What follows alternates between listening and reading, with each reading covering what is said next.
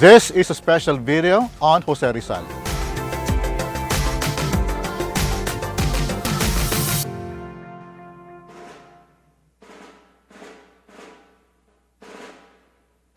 Narito po ako ngayon sa makasaysayang kuta ng Santiago dito sa lungsod ng Maynila. This week on December 30th, a date sandwiched between Christmas Day and New Year's Day, the Philippines is commemorating Rizal Day, which is a very poignant period in Philippine history. If you are Filipino, you should know who Jose Rizal is.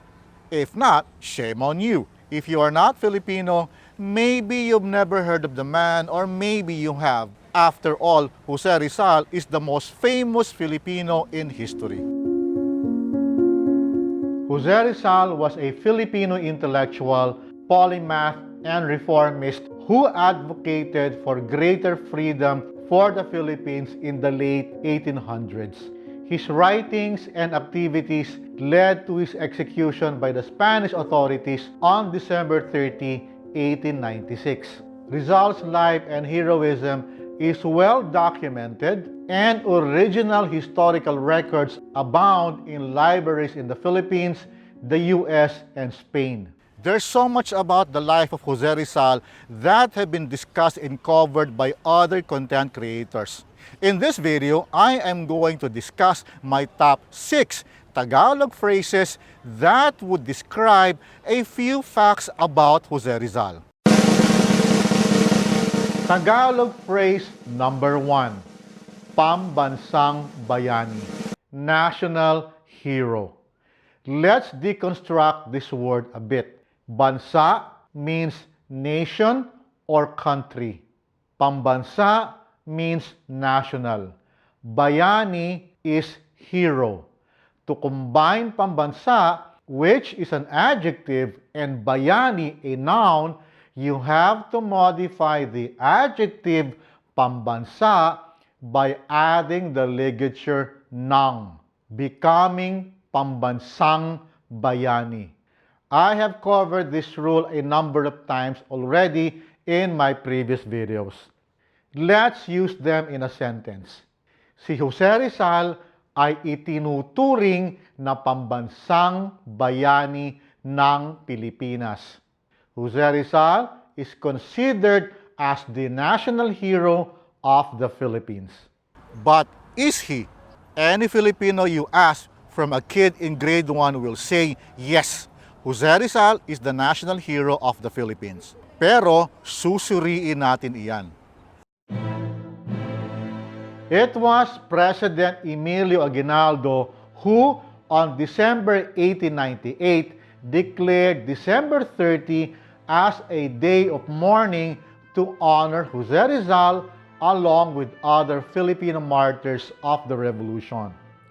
When the Philippines became a territory of the United States at the turn of the century, newly installed Governor General William Howard Taft suggested Rizal to be national hero, who the Americans felt more moderate than the radical Andres Bonifacio. I talked about Andres Bonifacio in another video. You might want to check it out. The link is in the description down below. Mas gusto si Rizal ng mga Amerikano kasi hindi siya radikal tulad ni Bonifacio. On June 1901, to further honor Rizal, the Politico District of Morong, east of Manila, together with towns of the province of Manila, were reorganized to create a new province, the province of Rizal. In 1902, the American civil government in the Philippines declared December 30 as Rizal Day to be celebrated every year. Rizal was de facto considered as national hero of the country. Kaya lang, walang batas na naitatag para maging opisyal ito. In 1993, the National Heroes Commission was tasked to study, evaluate, and recommend Filipino national heroes. However, the final report was not acted on. It was speculated that the matter would open more debates and open controversies surrounding historical figures. That could be true considering that Filipino heroes were no angels. So even up to now, Jose Rizal is considered but not officially the national hero of the country. Strange, no? Tagalog phrase number 2, Bantayog ni Rizal, meaning Monument of Rizal or Rizal Monument. Synonyms of Bantayog include estatwa, monumento, rebulto.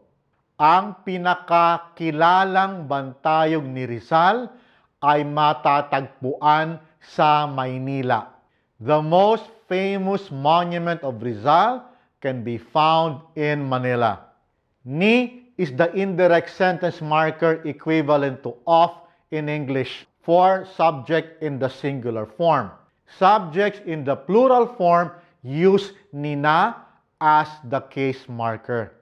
The table here shows the relationship of ni and nina with the direct case marker si and sina. The very first monument dedicated to Rizal was inaugurated on December 30, 1898, 2 years after Rizal's death. It stands along J.P. Rizal Street in the town of Daet, Camarines Sur Province, some 410 kilometers from Manila. It is still standing to this day. The more famous Rizal monument stands here at now what is called Rizal Park, where Rizal met his end, in the field then known as Bagong Bayan Field. The design of this monument was not the original design contracted to be built. The story goes like this. Between 1905 and 1907, a design competition was held to determine the design of a monument that would be the final resting place of Rizal. Sculptors from Europe and the United States were invited to send their design, totaling 40 design entries. The design by the Italian sculptor Carlo Niccoli was chosen, and he received the grand prize of 5,000 pesos. I don't know how much 5,000 pesos was back in 1907. The inflation calculator I can find can only calculate all the way back to 1960. So if you know the answer, you can comment in the comment section down below.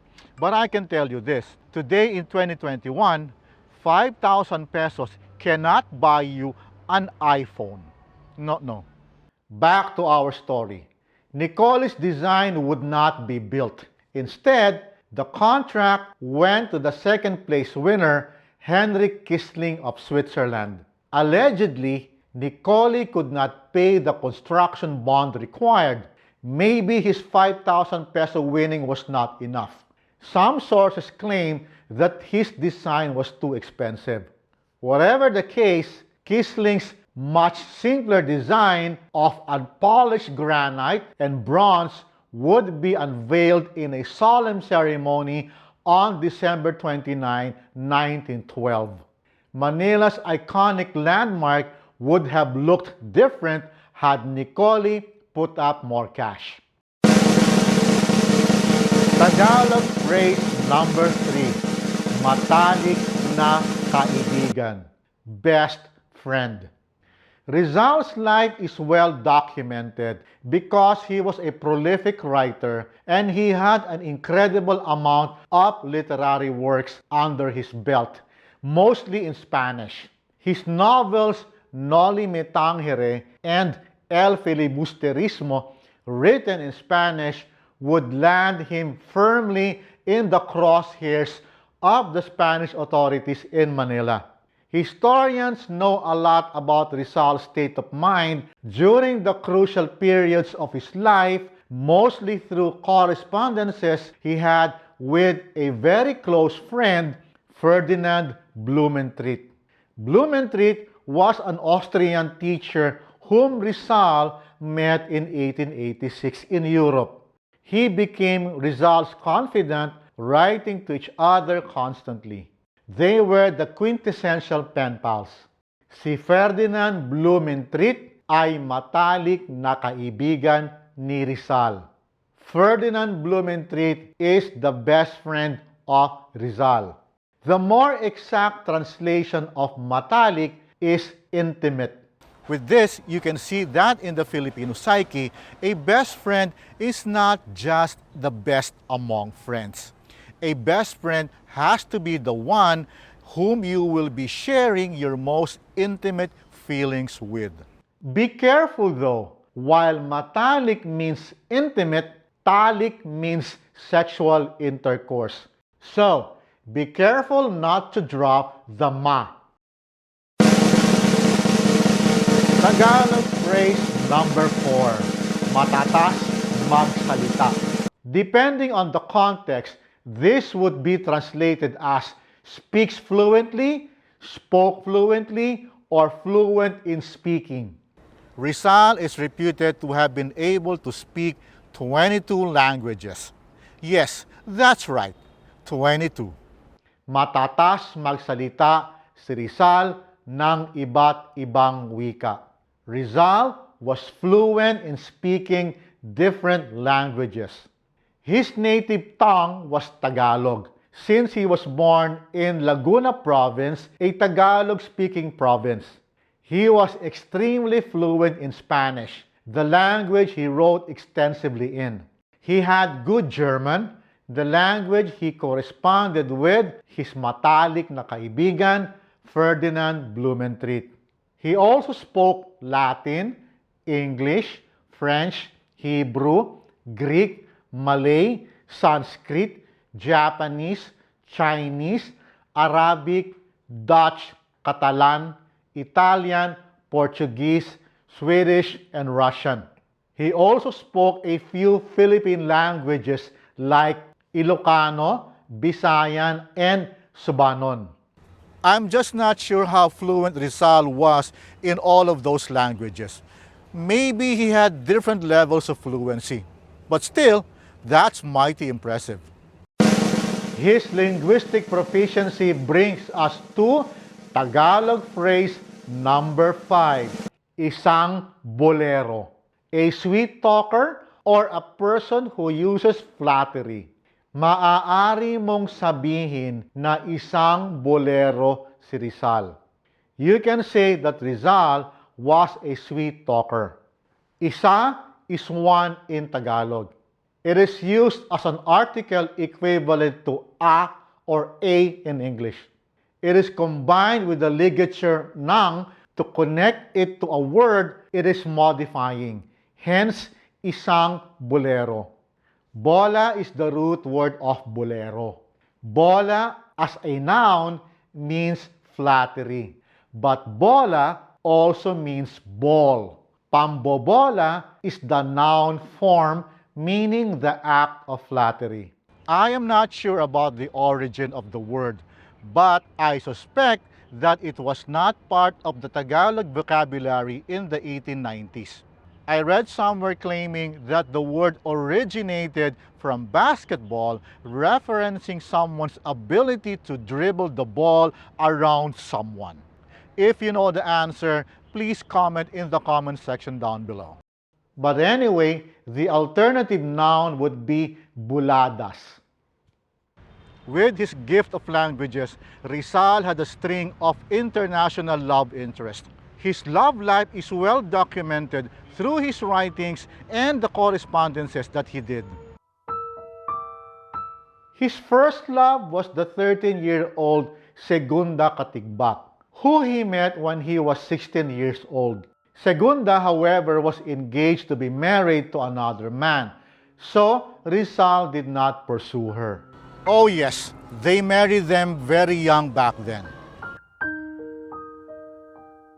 It can be said that Rizal's greatest love was the young Leonor Rivera, but her parents disapproved of Rizal because of his reformist activities. Leonor was married off to a British railway engineer, Charles Henry Keeping. The story goes was that Leonor's mother made her burn all of Rizal's love letters, but she kept the ashes and hid some of them in the hem of her wedding dress during her wedding day. Such a tragic love story. Tragically too, Leonor would pass away in 1893 during her second childbirth. She was just 26. As a side note to this, I was fortunate enough to have been friends with one of Leonor's descendants and had the opportunity to meet some of the keeping family. Rizal also fell in love with a string of other women, including Leonor Valenzuela, a fellow student at the Universidad de Santo Tomas, and Consuelo Ortega y Rey, the daughter of the mayor of Manila. When Rizal traveled to Japan in 1888, he fell in love with Seiko Usui, whom he affectionately called O-Se-san. In the same year, Rizal went to London, England, and there he had a relationship with an English lady, Gertrude Beckett. In Belgium in 1890, Rizal was in a relationship with Suzanne Jacobi. In France, Rizal had a girlfriend named Nelly Busted. But the woman that would be with Rizal till the end was the Irish Josephine Bracken, whom he met while he was in exile in Mindanao in 1895. Rizal and Josephine lived together and had a son who died soon after being born. That relationship was publicly shunned in the ultra-conservative Philippines of the 1890s. It is said that Jose Rizal and Josephine were married in the morning of December 30, 1896, shortly before the execution of Rizal. However, there is no record of this ever being found, which brings us to our Tagalog phrase number 6, Huling Sandali.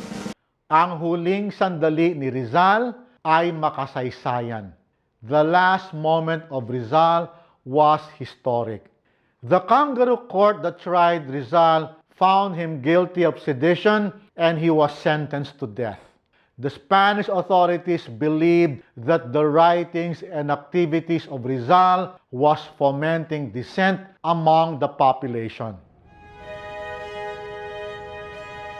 From his cell in Fort Santiago, in the morning of December 30, 1896, Rizal was marched off to Bagumbayan Field to meet his date with destiny.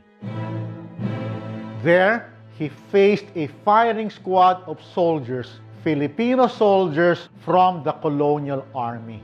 Behind this group of soldiers was a squad of Spanish soldiers ready to shoot the Filipino soldiers should they disobey the order to shoot Rizal.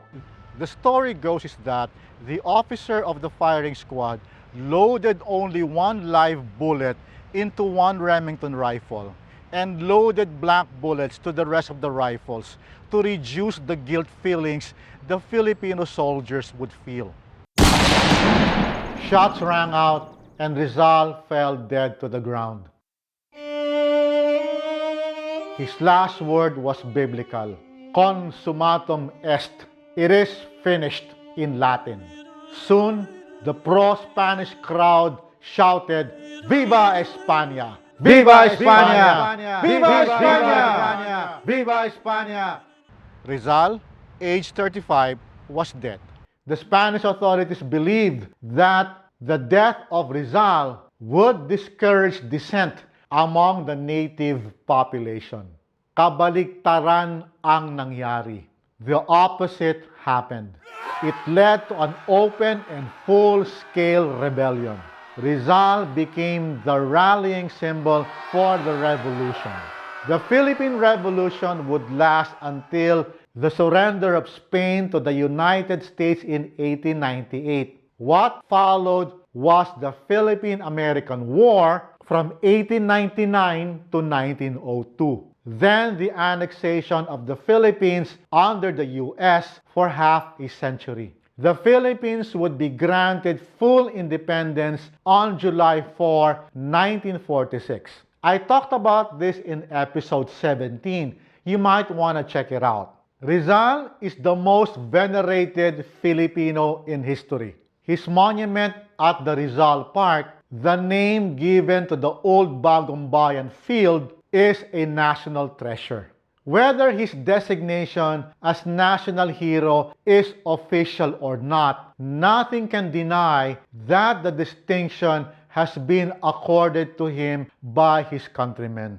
There is a ton of material about the life, work, and heroism of Jose Rizal. You can check them out if you wish to get to know more about this great Filipino. Well, this is going to be my last video for this year, 2021. I just wanted to pay homage to Jose Rizal on the occasion of Rizal Day, which fortunately or unfortunately is sandwiched between Christmas Day and New Year's Day. I hope you're enjoying your holiday wherever you are. So allow me to greet you, Manigong Bagong Taon. I will see you again soon. Maraming salamat at hanggang sa susunod.